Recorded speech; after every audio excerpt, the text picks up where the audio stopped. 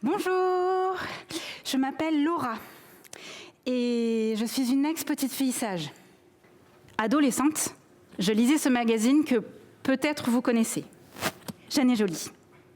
Et dans Jeune et Jolie, c'était écrit « Sois naturel et tu seras aimé quand tu seras toi-même ». Par contre, il faut que tu portes tes Doc Martens, que tu aies un pantalon taille basse, que tu aies un sac à dos Ispac, que tu mettes du crayon colle et du gloss et que tu écoutes « If you wanna be my lover ». Après mon épisode, je me remets à bosser mes cours. Pour info, je suis en DUG LEA, langues étrangères appliquées. Et pour nos cours, nous sommes amenés à faire plein d'études sur l'état du monde, et notamment en géopolitique. Et au détour de lecture, je tombe sur le rapport du GIEC. Et plus concrètement, sur le monstre, le dérèglement climatique. On sait déjà à ce moment-là que c'est la grosse mierda. Et en vrai, on le sait déjà officiellement depuis le rapport Meadows du Club de Rome de 1972, qui s'appelait déjà « Les limites de la croissance ». À ce moment-là, j'ai 19 ans et je me sens trahie. Les règles du jeu changent en cours de partie. Pourtant, la réalité est bien là. Si on ne stoppe pas drastiquement et tout de suite nos émissions de gaz à effet de serre, on va droit dans le mur. Et le pied sur l'accélérateur. J'ai l'impression d'être dans un film catastrophe où une météorite va s'écraser sur la Terre.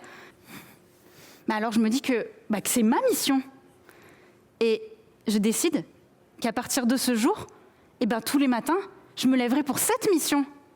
Alors pour qu'on soit plus nombreux, je me mets à partager le fruit de mes recherches à tout le monde. Mes amis, mes parents, mes profs, mes sœurs, et je bassine tout le monde. Mais si, c'est hyper important, il faut changer de banque. C'est avec nos sous qui vont aller forer en Arctique, qui vont couper l'Ouganda en deux avec le pipeline, qui vont construire la ferme des 1000 vaches. Puis je découvre aussi des acronymes barbares. RSE, ESS, ESG, un nouveau langage dans une nouvelle contrée. Je me lance.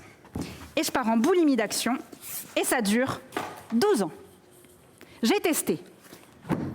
Travailler dans un village expérimental low-tech en Andalousie, mener un projet étudiant pour installer 300 mètres carrés de panneaux solaires sur les toits du campus, animer un réseau étudiant chez Greenpeace, aller à la COP12 au Kenya pour porter la voix des étudiants engagés pour le climat.